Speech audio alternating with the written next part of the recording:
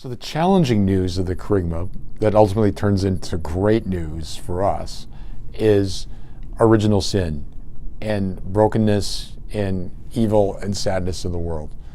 So when we're talking to people about Jesus, we need to acknowledge our own brokenness, our own sin, our own distance from God at times. And we see that throughout the story of the Bible, beginning with Adam and Eve and they turning away from the Lord and being driven out of the garden. All of that is really symbolic language about the fact that God gives us free will to choose to love Him or not, that many times we make the wrong choices and we sin and we fall into a brokenness, a distance of relationship from God.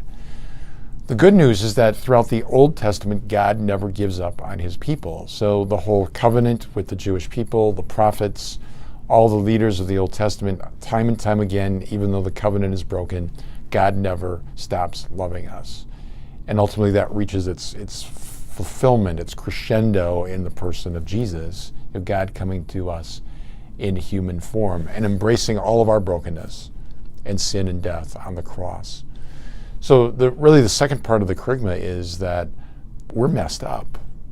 The world is messed up, and we know that. Just turn on the news in the evening, and we just see it all around us. That can drive us to despair, but the beautiful ultimate truth is that God gives us a path out of the valley of darkness and death.